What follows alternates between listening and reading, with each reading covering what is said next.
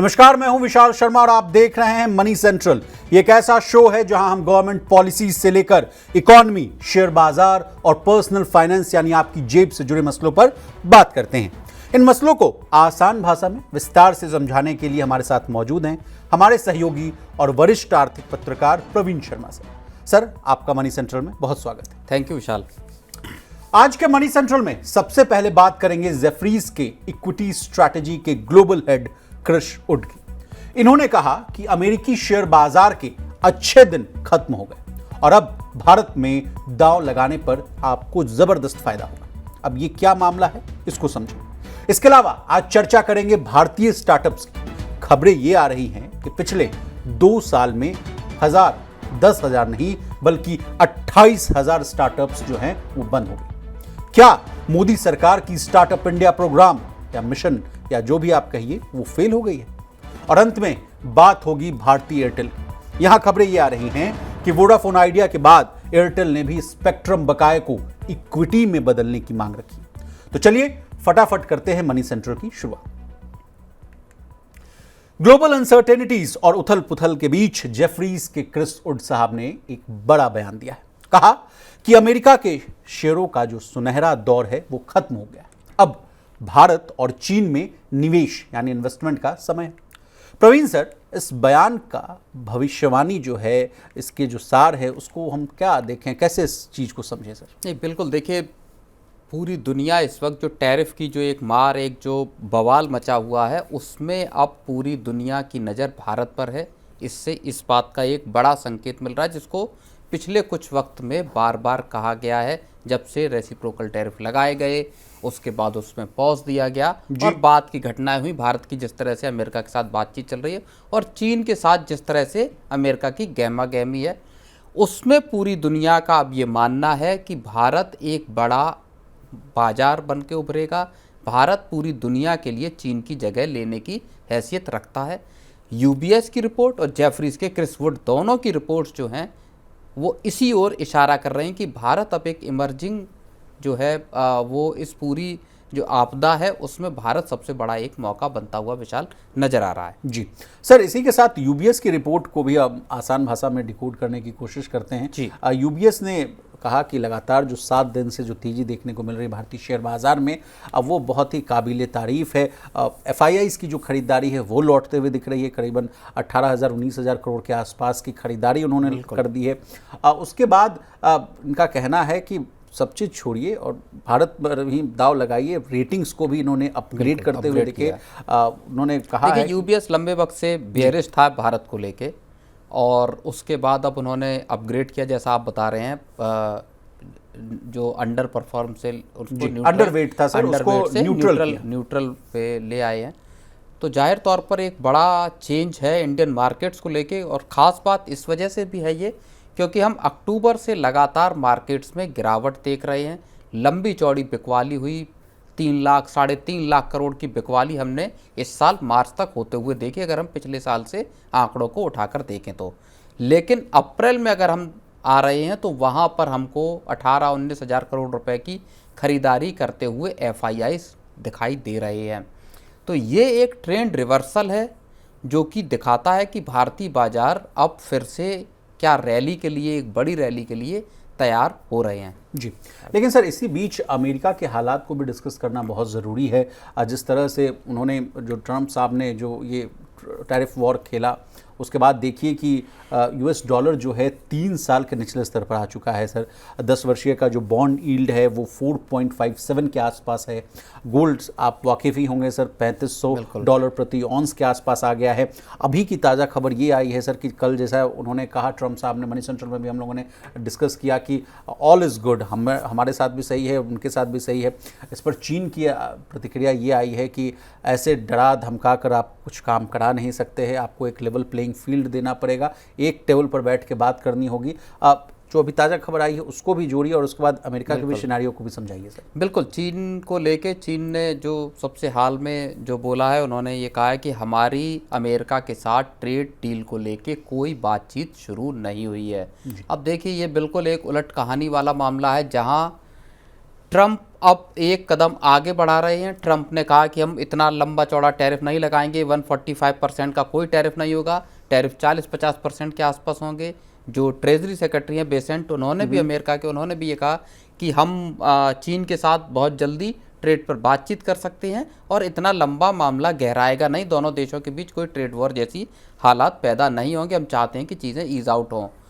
उसके उलट चीन ने कहा कि अमेरिका जो है वो धमकी देकर, अमेरिका जो है डरा कर हमारे साथ डील नहीं कर सकता, हम चीन को इस तरीके से ट्रीट नहीं किया जा सकता। और अब आज बयान आया है कि आप चीन की अमेरिका के साथ ट्रेड को लेके कोई बातचीत नहीं चल रही है। इसके साथ अब आप भारत की अगर बात जोड़ लीजिए तो वही ट्रेजरी सेक्रेटरी ने भारत को लेके कहा है कि हो सकता है कि भारत के साथ सबसे पहले अमेरिका की कोई ट्रेड डील हो जाए, यानी 90 दिन से पहले। सर बिल्कुल, दुनिया में भारत शायद पहला ऐसा देश होगा जो कि अमेरिका के साथ ट्रेड को लेके एक डील करेगा। तो ये एक बड़ा बयान है जो अमेरिका की तरफ से आया है। वित्त मंत्री इस वक्त अमेरिका में है, निर्मला सीतारमण जी। और जिस तरह की सिचुएशन बनती दिखाई दे रही है उसमें भारत दुनिया भर के तमाम देशों से थोड़ा सा आगे है, जहाँ पे कि जो वाइस प्रेसिडेंट जेडी वेंस अभी भारत थे और उन्होंने और प्रधानमंत्री मोदी की जब मुलाकात हुई तो उसके बाद ये बयान आया कि दोनों देशों ने टर्म्स ऑफ रेफरेंस को फाइनलाइज कर लिया, दोनों देश इस चीज़ पे सहमत हो गए हैं। जो ट्रेड को लेके बातचीत चल रही है उसको लेके वो खुश हैं कि ये इसकी प्रगति जो है वो अच्छी तरह से या तेज़ रफ्तार से आगे बढ़ रही है। तो भारत का एक अलग जो है मकाम है इस पूरे मामले में।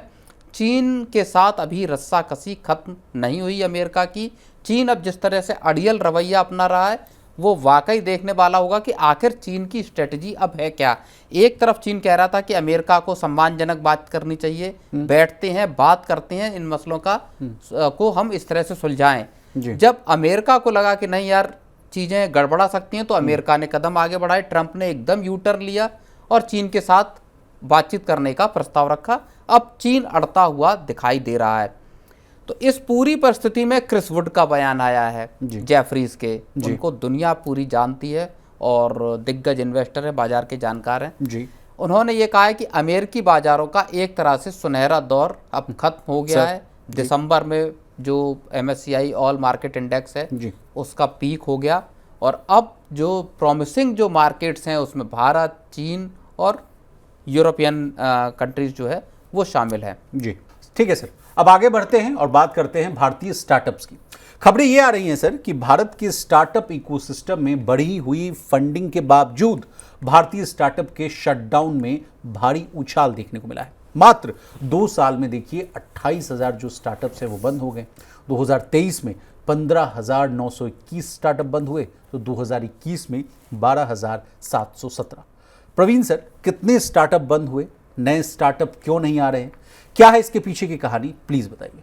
देखिए, सबसे बड़ी बात तो पहली ये है कि जो 2019 से 22 के बीच यानी 3 साल की अवधि में सिर्फ 2300 स्टार्टअप बंद हुए थे। अब इसकी तुलना अगर आप 2023 और 2024 के नंबर से करते हैं, जो दोनों को मिला के 28,000 का नंबर बन रहा है स्टार्टअप्स के बंद होने का, तो वो 12 गुना का एक जंप दिखाता है स्टार्टअप्स के बंद होने का। ये एक बड़ी समस्या है, एक बड़ा सवाल पैदा करता है कि आखिर देश के स्टार्टअप्स में चल क्या रहा है जी। पिछले इतने वक्त में स्टार्टअप्स का बंद होना जाहिर तौर पर उनकी जो स्ट्रक्चरल दिक्कतें हैं उसकी ओर इशारा कर रहा है। दूसरी बात यह है कि न सिर्फ जो स्टार्टअप पिछले वक्त में खुले वो बंद हो रहे हैं, नए स्टार्टअप्स के खुलने की तादाद भी इस दौरान कम हुई है। 2025 में सिर्फ 125 नए स्टार्टअप खुले हैं, 24 में 5200 के आसपास और 2019 से 22 के दौरान यानी 3 साल में 9600 नए स्टार्टअप खुले थे। 2019 से 22 का दौर एक तरह से हम कहें कि स्टार्टअप्स के लिए अच्छा दौर था, जबकि देखिए वो दौर पूरा कोविड का दौर था। उस दौरान लेकिन स्टार्टअप्स की ग्रोथ या जो पूरा वो है वो अच्छा रहा। जब कोविड के दौर से निकल आई दुनिया, तब 23 और 24 का दौर जो हम देख रहे हैं वहाँ पर स्टार्टअप्स नए खुल भी कम रहे हैं और बंद होने की तादाद तो ऐसी झड़ी सी लगी हुई है। लेकिन सर इसके पीछे जो सबसे बड़ा कारण जो मैं आपसे समझना चाहता हूँ कि क्या कारण है सर, क्या वजह है 2016 में इसको एकदम महत्वाकांक्षी परियोजना की तरह इसको लॉन्च किया गया कि startup India, stand up India, और उसके बाद देखिए स्थिति ये है। इसके साथ साथ अगर मैं जोड़ूँ सर, हाल फिलहाल में जो मंत्री साहब पीयूष गोयल साहब का जो बयान आया था स्टार्टअप को लेकर कि बस हम लोग बस एक सस्ता लेबर प्रोड्यूस कर रहे हैं, कोई R&D पर फोकस नहीं है, कोई नया इनोवेशन नहीं है, नई चीज़ हम नहीं बना रहे हैं, सिर्फ जो है अमीर के घर पर जो है एक लड़का जाता है और उसकी अमीरियत की जितनी जो ज़रूरत की चीज़ें हैं उसको वो लड़का पहुंचाता है। सर्विस सेक्टर में हम लोग बैठे हुए हैं, प्रोडक्शन कुछ नहीं है, कोई R&D पर फोकस नहीं है। इस पर बड़ा वार तकरार सब शुरू हो गया, स्टार्टअप लॉबी सरकार के अगेंस्ट हो गई कि नहीं भाई आप तो अपना लूप होल्स ठीक कीजिए। लेकिन सर ये आंकड़े तो तस्दीक कर रहे हैं भाई कि आप खोले, आप चला भी नहीं पा रहे हैं, बंद हो रही है चीज़ें। नहीं, देखिए स्टार्टअप्स को सरकार की तरफ से मदद मिलने में कोई कमी नहीं है। सरकार ने जितने बड़े प्रोग्राम पिछले कुछ वक्त में स्टार्टअप्स के लिए चलाए, वो भारत दुनिया का तीसरा बड़ा देश है स्टार्टअप्स के मामले में जी। सबसे पहले नंबर पे जो है चीन, अमेरिका और फिर भारत का नंबर आता है। लेकिन स्टार्टअप्स के साथ दिक्कत क्या है कि इन्होंने ऊंची वैल्यूएशन पे इन्वेस्टर से पहले पैसा लिया, ठीक है। फिर क्या हुआ कि बाद में वैल्यूएशन इनकी कम हो गई। कम इस वजह से हो गई कारोबार नहीं चला या दूसरी चीज़ें या दूसरी रियलिटी सामने आई तो वैल्यूएशन कम हुई। इनको जो दूसरे राउंड, तीसरे राउंड की फंडिंग है वो मिलना बंद हुआ, उससे स्टार्टअप्स फेल हुए। तीसरी चीज़ ये है कि कारोबार ही नहीं जो है वो गेयर अप हो पाया, चल पाया। बिजनेस मॉडल ऐसा था कि जो चलने लायक नहीं था तो स्टार्टअप बंद हुआ। तीसरी चीज़ ये है कि जब फाइनेंशियल हेल्थ इन स्टार्टअप्स की अच्छी नहीं थी तो उस वजह से इन्वेस्टर्स ने इनमें नई पूंजी डालना बंद कर दिया। नई पूंजी नहीं मिली तो फिर स्टार्टअप्स को ले ऑफ करने पड़े और आखिरकार वो बंद होने की कगार पर आ गए। आपको याद होगा बायजूस का मामला, बायजूस हो गया सर, ब्लू स्मार्ट हो गया, और जितने भी एडटेक जो चले थे कि भाई आप घर बैठिए और मैं आपको पढ़ाता हूं और आप पैसे दीजिएगा, मोटा मोटा पैसा आप दीजिए, साल 2 साल भी नहीं टिक पाया सर कोविड के बाद। बिल्कुल। बायजूस का मामला, बायजूस की याद मैं इसलिए दिला रहा हूं कि 2021 के संभवतः आखिर में बायजूस की वैल्यूएशन $22 बिलियन थी, $22 बिलियन। और जब वो कोलैप्स करना शुरू हुआ बायजूस का, कई तरीके के आरोप लगे रविंद्रन पर जो उनके फाउंडर और CEO वगैरह रहे। बायजूस की जब वैल्यूएशन बाद में आके गई, जब वो पूरे क्राइसिस में घिर गई तो उसकी वैल्यूएशन $1 बिलियन भी नहीं रह गई, 99% उसकी वैल्यूएशन इरोड हो गई, खत्म हो गई। तो क्या वो धंधा ही नहीं था? किस तरह का बिजनेस था? किस तरह के इन्वेस्टर्स ने पैसे लगाए, फिर मुकदमे हुए, उसमें बोर्ड को बदलने की बात हुई, किसी तरह बायजूस को चलाने की बात हुई। जो रविंद्रन है जो उसके वो अभी भी कोशिश कर रहे हैं कि किसी तरह से उसको रिवाइव कर लिया जाए। लेकिन एक्विजिशन किए गए, आकाश का एक्विजिशन किया गया, कई तरीके के मल्टी लेवल एक्विजिशन किए बायजूस ने उस टाइम, ऐसे विस्तार किए जिससे कि बिजनेस का सर्वाइव करना मुश्किल हो गया। तो ये कहानी अकेले बायजूस की नहीं है, ये कहानी स्टार्टअप्स के पूरे इकोसिस्टम की कहानी है, बिजनेस मॉडल की कहानी है। किस तरह से फंडिंग जुटा रहे हैं, किन वैल्यूएशंस पे फंडिंग जुटा रहे हैं, किस तरह का मॉडल पेश कर रहे हैं और बाद में उसको सर्वाइव या उसको चलाने में नाकाम हो रहे हैं। एडटेक की आपने बात की, कई एडटेक कंपनियां थी उस दौरान जो बंद हुई, जैसे और सर एग्रीटेक, एडटेक हुआ, एग्रीटेक हुए, ये वो स्टार्टअप्स हैं, उन सेक्टर्स के स्टार्टअप हैं जिनमें सबसे ज़्यादा बंद होने के मामले सामने आए हैं। एग्रीटेक हो गया, एडटेक हो गया, फिनटेक हो गए, आपके हेल्थ केयर से जुड़े हुए स्टार्टअप्स हो गए। तो सवाल इस बात का है कि क्या वाकई इनके सरवाइव करने, क्या वाकई इनके चलने या स्केल अप करने की इनके अंदर कैपेसिटी थी या नहीं थी। और पिछले 2 साल के जो आंकड़े बता रहे हैं वो वाकई चौंकाने वाले आंकड़े हैं। ये शायद जो फाइनेंशियल एक्सप्रेस की रिपोर्ट है, ये शायद आंकड़े सरकार के पास हैं या नहीं है, ये आंकड़े बेहद चौंकाने वाले हैं जो एक खराब तस्वीर अब भारत के स्टार्टअप्स की पेश कर रहे हैं। सर मैंने ऐसा दौर भी देखा है जब भारत सरकार, मोदी सरकार पीठ जो पीठ है, जो अपनी पीठ थपथपाते हुए नजर आई कि भाई यूनिकॉर्न्स देखिए हमारे यहाँ कितने बन रहे हैं, स्टार्टअप्स की हमारी संख्या देखिए कितने बन रहे हैं। तमाम सेमिनार्स हुआ करते थे 20-21 के बाद 20-21 के बाद या 22 तक के बाद आपने स्टार्टअप्स के यूनिकॉर्न बनने की खबरें जो है वो सुनना बंद कर दिया होगा। अब आप बताइए न्यूज़ साइकिल में कहीं स्टार्टअप्स यूनिकॉर्न बन गए ऐसी खबरें आती हैं? नहीं, पूरी की पूरी कहानी बंद हो गई। स्टार्टअप्स का पूरा गेम एक तरह से जो बदलता हुआ दिखाई दे रहा है इस वक्त देश में। बताइए सर, अभी सबसे बड़ी चिंताजनक बात यह है कि हम कह रहे हैं कि चाइना को हम बीट करेंगे, चाइना अमेरिका के बीच में जो लड़ाई है उसका फायदा हम उठाएंगे।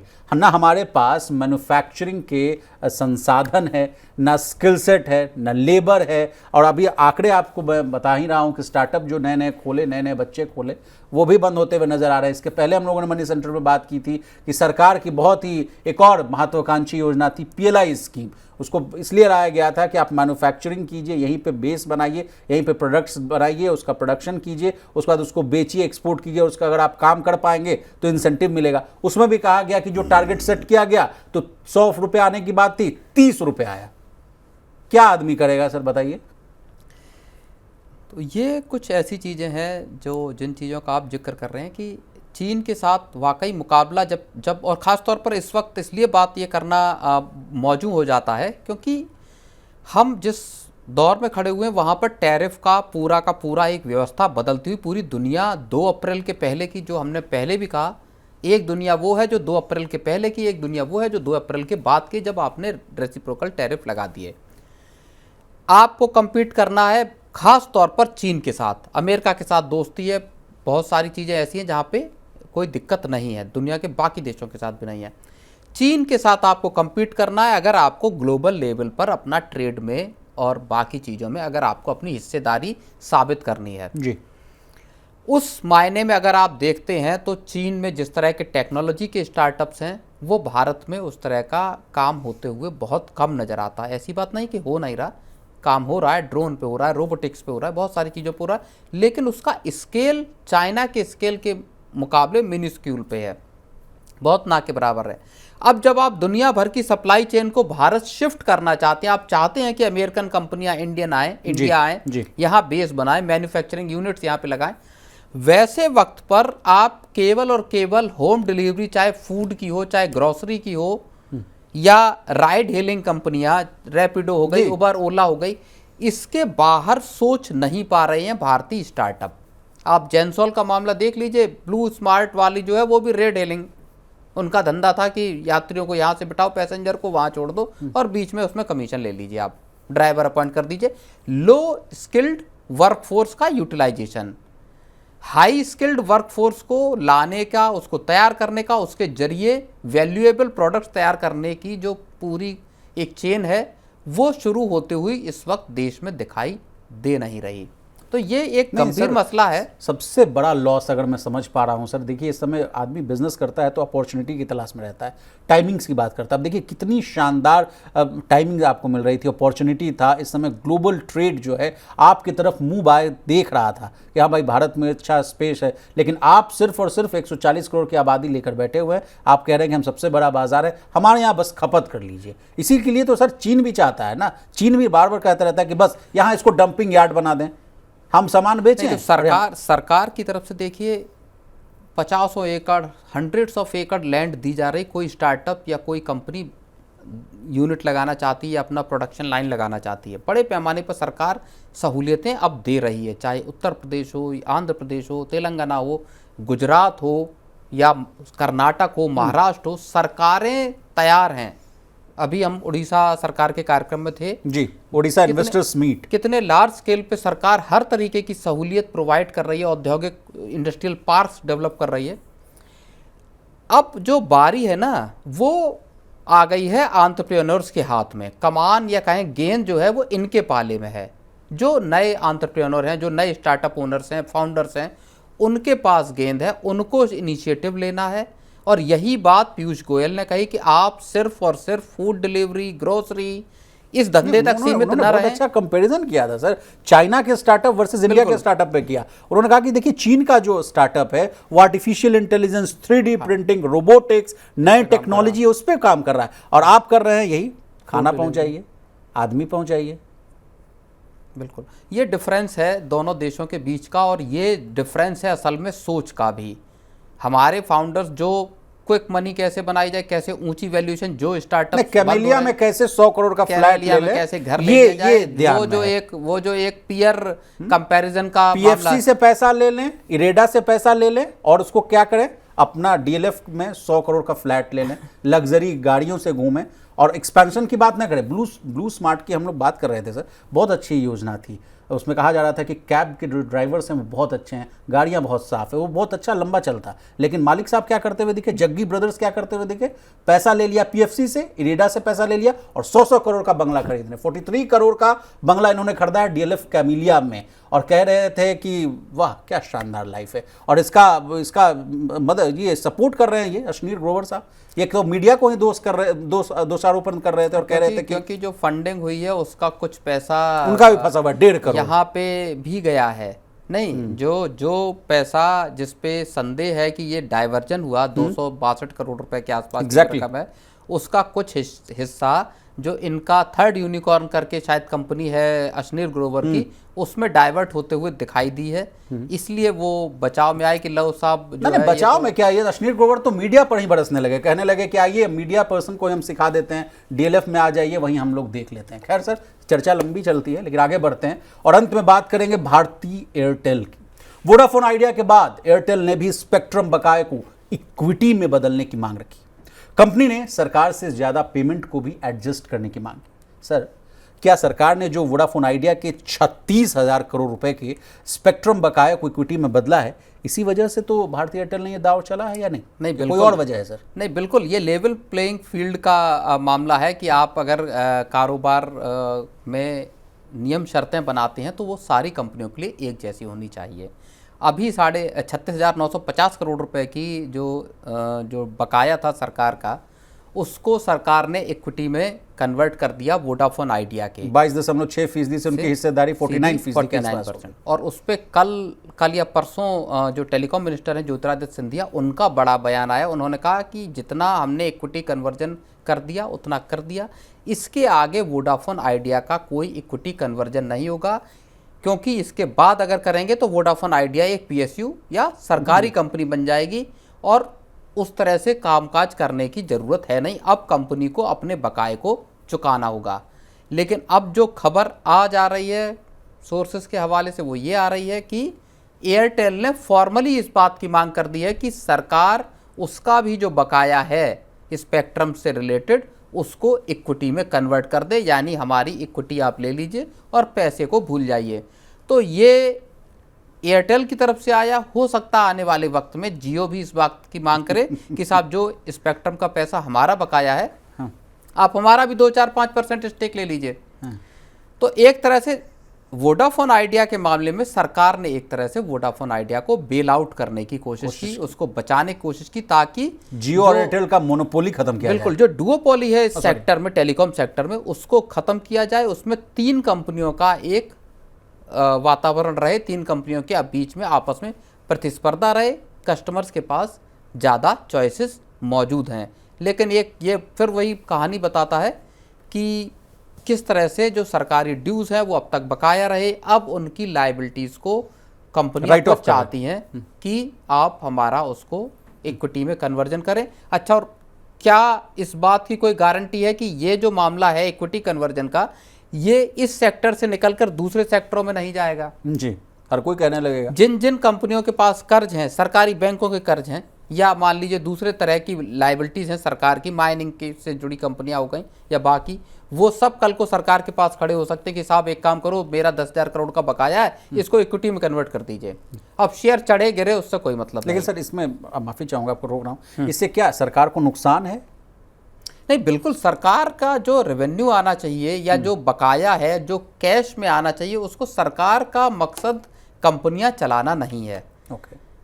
ये एक पॉलिसी लेवल का मामला था जो लंबे वक्त तक चला कि क्या सरकार को कारोबार में रहना चाहिए। सरकार का कामकाज कारोबार चलाना नहीं है, सरकार का कामकाज गवर्नेंस देना है, लोगों को सहूलियत मुहैया कराना है, ना कि सरकार का काम कोयला निकालना, कोयला बेचना, या मान लो स्मार्टफोन बनाना। कल को सरकार अपना, जैसा चीन में होता है जी। चीन में ज़्यादातर कंपनियां, बड़ी कंपनियां, वो सब गवर्नमेंट ओन्ड हैं।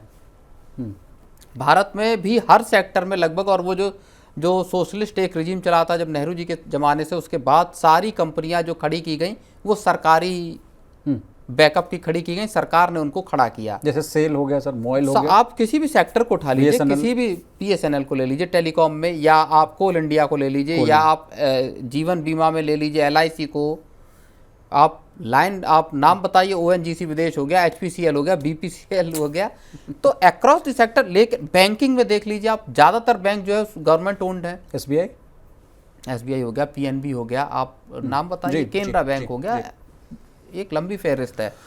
तो अब डर है सर कि ये कंपनियां ना कह दें कि भाई हमारे पास सरकारी बैंक से आने वाले वक्त में इस तरह की बातें आ सकती हैं। एयरटेल अब तक बड़े पैमाने पर बहुत तेजी से अपना कर्ज चुकाने की ओर बढ़ रही थी। उसने पिछले मार्च में ही सर 5,900 करोड़ का वो देनदारी जो था अपना वो कम किया था। बिल्कुल। और इस फाइनेंशियल ईयर में कहा जा रहा है कि 25,981 करोड़ रुपए उन्होंने वक्त से पहले ही चुका दिया है। ये भी बातें आ रही थी। कुछ लगता है उनकी देनदारी जो है 52,000 करोड़ के आसपास की अभी और बची हुई है। स्पेक्ट्रम की देनदारी है। 52,000 करोड़ सोच रहे हैं कि हमको हमारा भी ये जो है मामला जो है सरकार रफा दफा कर दे, आ जाए, हमारे में भारतीय एयरटेल में सरकार की भी हिस्सेदारी हो जाए। लेकिन सर क्या ये संभव है या नहीं? नहीं, बिल्कुल संभव है। अगर एयरटेल कर रही है देनदारी, भाई आप जो अब तक एयरटेल 66,000 करोड़ से ज़्यादा का जो लाइबिलिटीज़ हैं उसको, स्पेक्ट्रम की लाइबिलिटीज़ हैं उसको चुका चुकी है, सरकार को वापस कर चुकी है। लेकिन अब एयरटेल को भी ये बात समझ में आ रही है कि यार जब वोडाफोन आइडिया क्या बकाया सरकार इक्विटी में कन्वर्ट कर सकती है तो मेरा भी कर लो, मेरा भी कर लीजिए 2-4-5% अगर आप, क्योंकि टेलीकॉम सेक्टर एक हैवीली जो है कैपिटल इंटेंसिव सेक्टर है, भारी पैमाने पे पूंजी लगती है, और एयरटेल बहुत मुश्किल से और बहुत स्ट्रेटेजिकली अपने कारोबार को चला रही है, उस वजह से खुद को टिकाए रख पाई है। नहीं तो 2014 के आसपास जब जियो लॉन्च हुई थी तब एयरटेल, वोडाफोन आइडिया और बाकी कंपनियों के सामने एग्जिस्टेंशियल क्राइसिस पैदा हो गई थी कि क्या अगले 5-6 साल में ये कंपनियां टिक पाएंगी वोडाफोन आइडिया जियो के सामने या नहीं। जीरो रुपए में आपको अनलिमिटेड टॉक टाइम, डेटा, सारा कुछ उसने दिया, लेकिन बाद में पूरा का पूरा जो मार्केट ड्रिवन हिसाब किताब है उसमें जियो को आना पड़ा। एक और प्रश्न है मेरा आपसे कि जो स्टारलिंक का जो बात कही जा रही है कि आने की बात की जा रही है, उसके साथ पार्टनरशिप की बात की जा रही है, जैसे अब जियो, एयरटेल, वोडाफोन आइडिया ने भी कहा है कि हम भी बातचीत कर रहे हैं, तो क्या ये मकसद भी तो नहीं है कि हमारा जो कर्ज वर्ज वाला है वो मामला रफा दफा कर दे, सरकार इक्विटी में रख दे, जो कुछ पैसा वैसा बचे तो उसको हम और R&D पर, न्यू इनोवेशन पर खर्च करें? बिल्कुल है। स्टारलिंक से भी इसका लिंक है सर? नहीं, स्टारलिंक से लिंक भी हो सकता है कि सेटकॉम के स्पेक्ट्रम क्या खरीदने के लिए अगर नीलामी सरकार करती है मान लीजिए तो वो पैसा देना पड़ेगा। दूसरी ओर साथ में आपका 5G का एक्सपेंशन है, तो जैसा मैंने बताया कि टेलीकॉम सेक्टर में पैसा बहुत चाहिए, पूंजी बहुत चाहिए। जियो के पास रिलायंस इंडस्ट्रीज से चूंकि की सब्सिडरी है, बैकअप है, बहुत सारा पैसा है रिलायंस इंडस्ट्रीज के पास, तो वो लगाने के लिए उनके पास स्कोप है। बाकी कंपनियां इतनी कैश रिच या इतनी डीप पॉकेट कंपनियां नहीं हैं जो कि टेलीकॉम सेक्टर में इतना भारी निवेश कर पाएं। जी। तो चलिए आज के मनी सेंट्रल में बस इतना ही। प्रवीण सर आपका बहुत शुक्रिया, आपने अपना कीमती समय निकाला और तमाम विषयों को बहुत ही आसान भाषा में विस्तार से समझाने की कोशिश की। तो इसी तरह देश, दुनिया और बिजनेस जगत से जुड़ी तमाम ताज़ा तरीन खबरों के लिए बने रहिए हमारे साथ और देखते रहिए मनी 9।